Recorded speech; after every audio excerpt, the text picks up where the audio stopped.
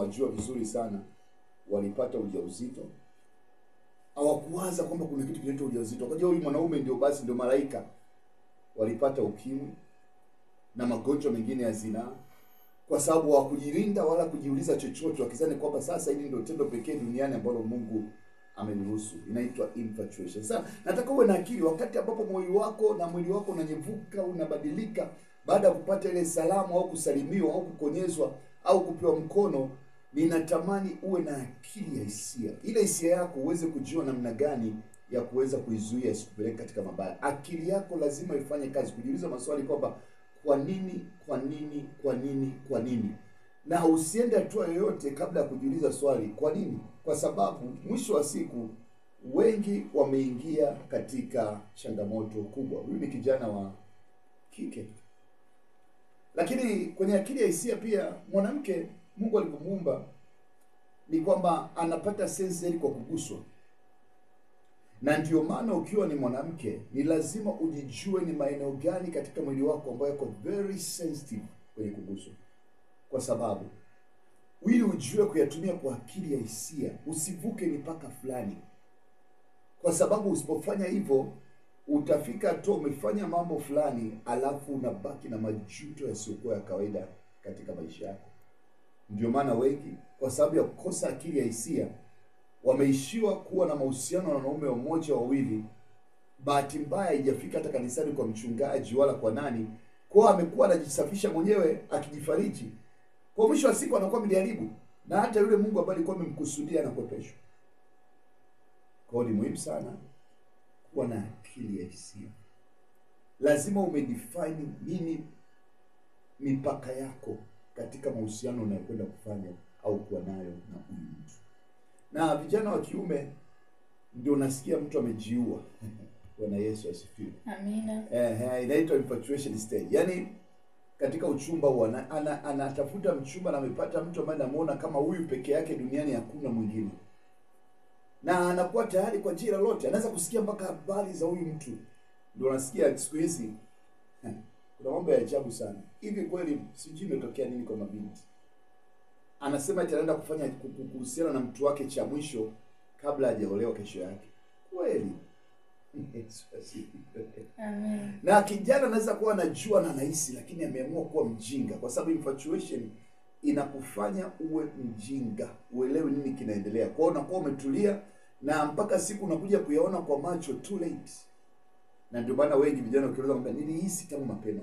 Nilihisi lakini sikuchukulia hisia zangu makini. Sikuzipa akili hisia zangu. Sasa wakati wa uchumba, hiyo ilikuwa mambo kabla ya ndoa. Ndio. Ambayo inaongozwa. Unaweza kushangaa tunapigiana simu wanaongea masaa 8. Usiku mzima, hawalali na kesho anaenda kazini anaenda kwenye mtihani. Amen. Yaani mtu achoki kusikia sauti ya mwenzake, mambo, anaanza story hizi, story zile. Mwili unakuwa unapokea katika positive. Sasa wakati wa uchumba, wakati huu ni hatari. Kwa sababu niisha kuonya. Ukifanya masiala mkao na mahusiano kabla ya ndoa, maana yake kwamba unavunja uaminifu milele. Kwa nini nasema hivyo? Nikwambia. Mwanamke ambaye amekuwa tayari kulala na mwanaume kabla ya ndoa, maana yake hata wakati wa ndoa nini kitamzuia asilale na mwanaume mwingine? Kwa sababu ina maana tayari ndani ya moyo wake amjui Mungu. Alishaacha mambo ya Mungu ndani yake siku nyingi. Mwanamume ambaye yuko tayari kulala na mwanamke kabla ya ndoa, maana kama ni Wakristo, maana yake wanategemea kuwa na imani timilifu kwa Mungu kujizuia mpaka siku ambayo watafundishwa ndoa kanisani. Sasa leo wakiwa wamehusiana wakati wa uchumba, ni kwamba wameharibu na kuweka ufa ambao utawawinda siku zote za maisha yao. Waweza kujibalaguza, waweza kujifariji, lakini mwisho moyo wako utakuwa unawindwa katika matumizi au matumaini yako katika mwezi wako. Kwa hilo tunasema ni muhimu sana kule. Ndio maana katika uchumba kama kanisa tunaweka utaratibu namna ambavyo unatakiwa uenende kama kijana, binti au wa kiume wakati wa uchumba. Ngoja nikwambie, hakuna mwanadamu amewahi kushinda dhambi ya ndoa, dhambi ya zinaa. Tunapata msaada wa Roho Mtakatifu, lakini pia jitahidi kuzuia mazingira ambayo yatakufanya uingie katika zinaa. Mathalan, wewe ni binti na kijana, kama mnakutana kwa ajili ya dating, basi tafuta sehemu ambayo ni ya wazi, tafuta sehemu ambayo haiwezi kutia vishawishi. Lakini ukianza wala sikufichi, itaanza busu, itaanza kukumbatiana, itaanza kushikana maungo, na kabla mjajua mwingine yuko juu ya mwenzake. Sasa gharama yake kuweza kuirudisha, naomba nikwambie wazi, ni ngumu mno mpaka kwenye ndoa. Kwa itakuwa imeweka alama isiyofutika katika ndoa ya hao wawili kwa sababu ya kushindwa kujizuia. Lakini pia unajuaje ukihusiana na huyu mwanaume au huyu mwanamke kama hata kuchukia? Kwa sababu katika Biblia kuna mtoto wa Daudi ambaye alimpenda dada yake, umbu lake. Na alipokuwa amempenda akalala naye, na alipolala naye, alipomaliza tu kulala naye akamchukia kama ambavyo alikuwa amempenda. Sasa tunajuaje itakupeleka?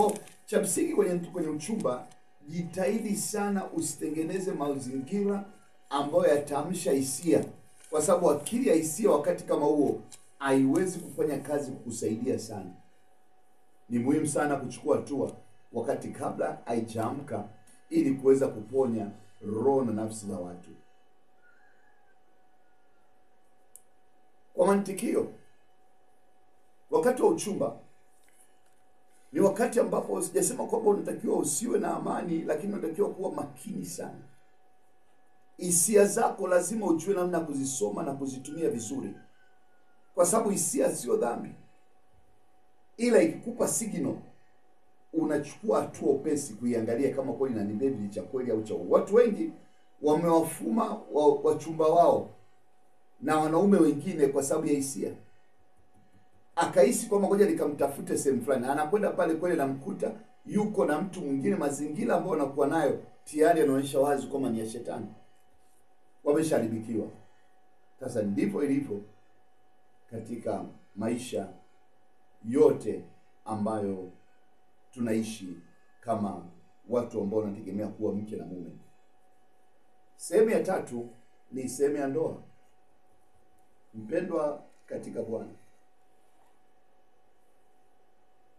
mara nyingi kuna kitu kinaitwa tenki la mafuta la hisia. Tenki la mafuta la hisia. Kila mwanadamu akiamka anakuwa na tenki lake. Wengine tenki lao limeisha shuka sana, wengine tenki lao liko robo, wengine liko nusu, wengine lina mafuta kidogo, chembe tu, hawezi kufika mbali. Unaweza kuamka unasikia kisirani. Unaweza kuamka unasikia kutomtaka mwenzako karibu. Ni hisia. Sasa unatakiwa uwe na akili ya hisia ili usifanye mambo kulingana na zile hisia zinazokupeleka. Ndio maana umekutana na mwanamke ambaye anagugu. Ni akili ya hisia imekosekana, hajui namna ya kujimanage na kujicontrol ili aweze kumanage hisia ambazo zinampeleka katika hatua hizo. Kwa upande wa mwanamke kwenye ndoa, wanawake wameumbwa na hisia. Hisia wazi kudanganya, lakini usiende na kufanya maamuzi kwa sababu ya hisia. Patia jambo uchunguzi na ufunguzi, ndipo utakapoweza kutoka na kutembea katika maisha ambayo ni utukufu zaidi. Upendo katika Bwana. Kwa mwanaume ambaye katika ndoa, naomba utambue, ili kuweza kupona swala linaitwa masimango, tabu na shida katika ndoa, ni lazima uweze kucontrol au kudhibiti tendo lako la ndoa. Ni moja katika eneo ambalo limewaletea madhara na matatizo mengi wanaume wengi. Unatakiwa ufanyeje? Lazima ufike hatua kujua hisia kwa ajili ya tendo la ndoa. Sio kwamba lazima uende katika tendo la ndoa. Ile ni energy, ni nguvu tu, ni energy ambayo ina trigger kwenye brain.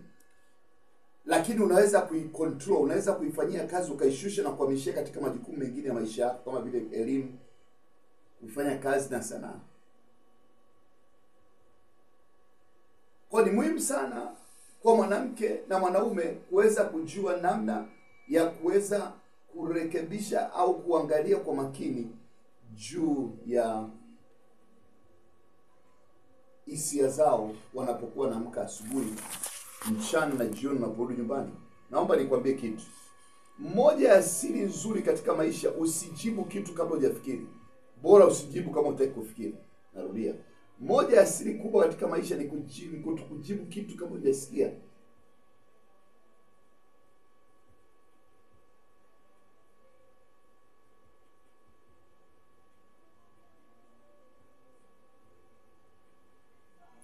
Kwa ni muhimu sana kuweza kuchukua hatua endelevu, ili unapojibu chochote katika ndoa, unaposema lolote katika ndoa, basi uweze kulisema ukiwa umetumia akili nzuri ya hisia. Naomba nikwambie kitu. Wanyama wengi wa porini, pamoja na kwamba wanapenda sana mapenzi au ni wakaribu sana, simba, jike na dume, ukiangalia unafurahia, lakini hawaongei. Ishara tu na tamani na misingi ya akili ya hisia na ndoa ziundwe katika misingi hiyo. Maneno mengi yanapunguza matatizo mengi, yanawafanya muweze kufocus kwenye machache yakawasaidia. Basi ili kuendelea na kipindi hiki, naomba nikaribishe studio hapa kwa wimbo moja, alafu labda tutangazia pia namna gani ya kuweza kutuma ujumbe ili kupata majibu ya maswali magumu, na baadaye tuendelee. Mungu akubariki sana. Amina. Basi mpendwa msikilizaji wa Radio Success, kwa ujumbe tuma ujumbe ama piga simu nambari 0678666335, 0678666335. Amina. Ndugu msikilizaji, na basi kwa leo nafikiri kwa sababu ya tumeambiwa kuna kipindi kingine kinachokuja, sababu ya Jumapili hii nitabenda nipokee maswali. Kuna wiki iliyopita tulikuwa na swali ambayo tulishindwa kulikamilisha. Kwa hiyo naomba leo tuweze sasa kupokea maswali na tuweze kutulia pamoja kuweza kuyatafakari, na kwa uongozi na kwa neema ya Roho Mtakatifu tuweze kuyajibu.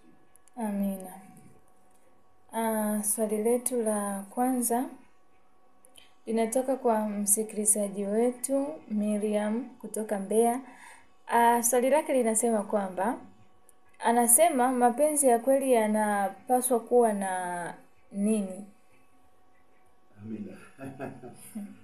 Swali gumu sana. Hapa tuangalie viashiria vitano. Ndio. Vya mapenzi ya kweli. Tuanze kwa mwanamke. Ndio. La kwanza ni uhalisia, hisia zako kwanza. Tumesema kuna akili ya hisia, kwa sababu mapenzi na mahusiano yote ni ya hisia. Ndio. Na naomba mapenzi hapa anapomaanisha simaanishi tendo la ndoa. Inamaanisha ile agape love. Yesu asifiwe. Amen.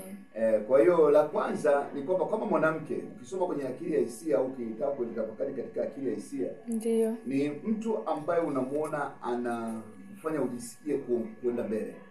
Ndio. Moja. Mbili, anakufanya ujisikie kuendelea kuishi. Kama ulikuwa unasoma, kama ulikuwa unafanya kazi, unajisikia kufanya kazi vizuri zaidi ukiwa naye. Yaani ule ukaribu wako unakufanya uendelee kujisikia kufanya kazi zaidi. Unafanya uendelee kufanya biashara zaidi. Unafanya ujisikie kama vile ndio unafikia maisha yako na yanakwenda vizuri sasa. Jambo la tatu ni ukweli utapatikana katika namna ambavyo utakuwa unamshauri vitu. Mathalan, kuhusu kukutana kimapenzi. Kama mtu anafika hatua anakwambia mimi lazima nijaribu inchi ni bibi siwezi kufanya nini, nafikiri watu wazima wananielewa ninachosema. Amina. Huyo mtu ana matatizo makubwa, kimbie. Kwa sababu atashindwa kuheshimu hata mkiwa kwenye ndoa. Amina. Jambo la nne ni lazima atakuwa na muda na wewe. Na ili kuweza kujua kama ana muda na wewe, sio lazima kwamba kila saa awe na wewe. Yaani angalau kwa siku lazima itafika hatua angalau akusalimie na kujulia hali. Sasa mara nyingi mkiwa mmejihusiana tena kwenye mapenzi mkaenda kwenye tendo la ndoa, unashangaa simu zimekata. Kwa sababu huna thamani tena. Umeshatolewa kwenye gari, kwenye gereji. Kwa yeye sasa hivi anatafuta gereji nyingine kwenda kutengeneza gari yake. Bwana Yesu asifiwe. Amen. Lakini katika hali ya kawaida huyu mtu ataendelea kuwa na muda wa kutafuta na kuongea kwa ajili ya kuweza kujua nini kinaendelea. Na jambo la mwisho naomba niseme wazi, muombe Mungu. Ndio. Katika yote haya ndoa mwanzilishi wake ni Mungu, sio mwanadamu. Muombe Mungu. Sasa kwa mwanaume, ili kujua kama kweli mwanamke ana mapenzi ya kweli na wewe, kutumia akili za hisia. La kwanza, ndani yako utajisikia kuendelea kufanya kile ambacho ni ndoto yako kubwa. Mathalan, ukiwa unafanya vitu fulani, labda mfano ni mfanyakazi, unajisikia kuwa na nguvu zaidi ya kutenda katika uzuri zaidi. Kama ni mwanafunzi unajisikia kuendelea kuchapa shule vizuri zaidi. Hiyo ya kwanza. La pili, ni mtu ambaye anakuheshimu. Naomba nirudie. Kuheshimu, kwa kuheshimu ni ishara.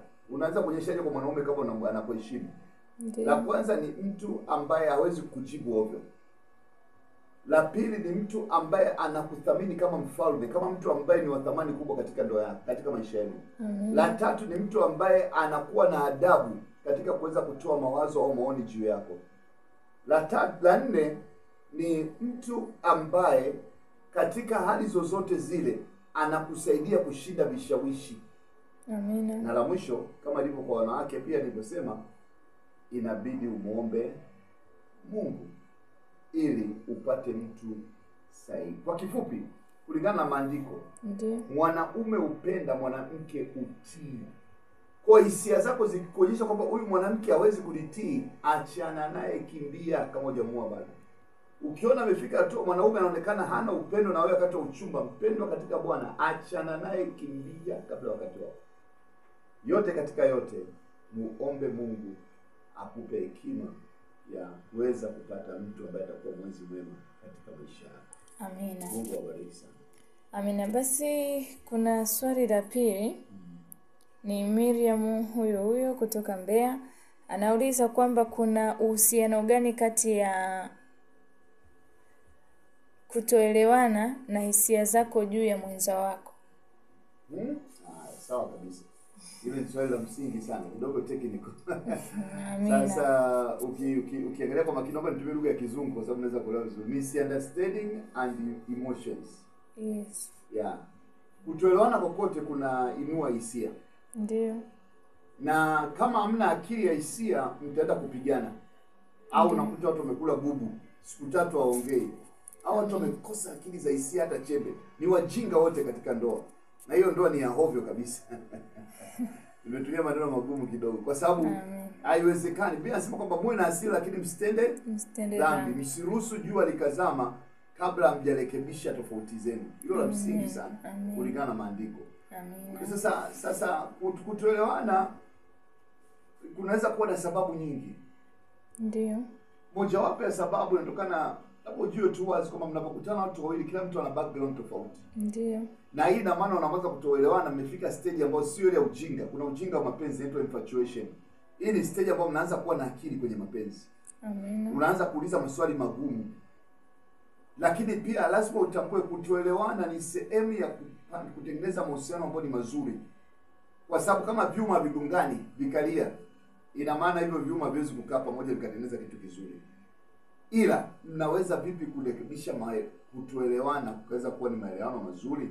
Ndio swali la msingi. Sasa hapo inahitaji akili ya hisia. Na napenda kutumia mfano wa Esther. Esther alipata taarifa kwamba Waisraeli wote watauawa siku ya kwanza. Siku ya pili hakutaka kusema, kakanalo moyoni, lazima na friji. Akamwandalia mfalme sherehe kubwa.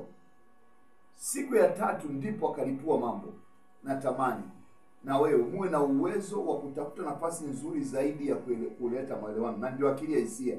Kwa sababu kutoelewana kokote, mathalan inawezekana kama mshindwa kuelewana kwa sababu ya mtu kukosa muda na wewe, au simu inawezekana apokei, au inawezekana kabisa amekwambia lugha ambayo ni ngumu. Sasa usipende kuamaki. Usipende kusema sawa. Naomba jambo hili naomba tuongee wakati ujao. Amina. Nipe muda nilifikie jambo hili. Nipe muda nitafakari kuhusu hili. Na baada ya muda sio mrefu majibu yanapatikana. Nafikiri nimeweza kueleza vizuri. Amen. Nami pia nina swali. Ndio. Kwa vijana wanapokutana kwa siku ya kwanza, je, yani wanaweza wakaamini upendo katikati yao kwa mara ya kwanza? Hapana. Hiyo ni ngumu sana. Ndio maana nikasema uchumba. Naomba nirudie tena, uchumba wa uaminifu. Ndio. Yaani kiwango cha chini kabisa ni miezi 6. Lakini kiwango ambacho ni kizuri sana ni miezi 9. Ndio. Lakini inapozidi mwaka mmoja pia lakini unakuwa ni mkubwa. Lakini inawezekana bado ukaendelea. Ni mzuri. The more you get time to know another person, ndio unapata muda mwingi wa kumjua mtu mwingine. Ni jambo la msingi sana. Kila kitu ambacho nilikuwa nimekiona ni swala la mahusiano. Msianzishe mahusiano wakati wa kufahamiana. Kwa sababu utakuwa umemuumiza mwingine na huwezi kuchomoka huko. Amen. Basi nashukuru sana, na fikiri kwa leo maswali ni hayo. Kipindi kijacho tutaweza kuendelea. Amina. Nafikiri kwa leo mpendwa katika Bwana tunakwenda sehemu ya mwisho kabisa kipindi kijacho ya matumizi ya akili ya hisia katika mahusiano. Nitaenda kutoa picha nzima toka siku ya kwanza na kuweza sasa kufika mwisho na hatima ya somo linaloitwa nguvu ya akili ya hisia katika uchumba, katika ndoa, katika uchumba, katika maandalizi ya harusi na wakati baada ya harusi na ndoa, ili tuweze kujifunza. Mungu wa mbinguni akubariki sana. Asante kuchukua muda wako kusikiliza, na napenda niendelee kukaribisha tena katika kipindi kijacho saa 10 kamili jioni wiki ijayo, siku ya Jumapili, wiki ijayo siku ya Jumapili. Mungu akubariki sana. Amen. Amina. Tunashukuru sana mtumishi wa Mungu kwa ajili ya mafundisho mazuri, na tumaini kila mmoja wetu amekwenda kubarikiwa na somo sahihi na majira kama haya. Pia nichukue nafasi hii kukushukuru wewe msikilizaji wa Radio Success. Ulikuwa nami mtangazaji wako Rehema, ndiye niliyekuendesha kipindi hiki kwa siku hii ya leo. Na tamani ni kila Jumapili kuanzia saa 12 kamili hadi saa 1 kamili usiku tukiwa katika kipindi cha vijana na ndoa. Nichukue nafasi hii kukaribisha sana mpendwa katika kipindi hiki cha vijana na ndoa. Tunajifunza mambo mengi sana na kuweza kutengeneza maisha yetu ya baadaye katika ndoa, na hata kwa sisi vijana tunakuwa tunaelewa, je, tufanye nini ili tuweze kuvuka ama ndoa iweze kuwa yenye amani, upendo na furaha. Basi nikushukuru sana, Mungu akubariki. Mawasiliano tunapatikana kwa simu nambari 0678666335,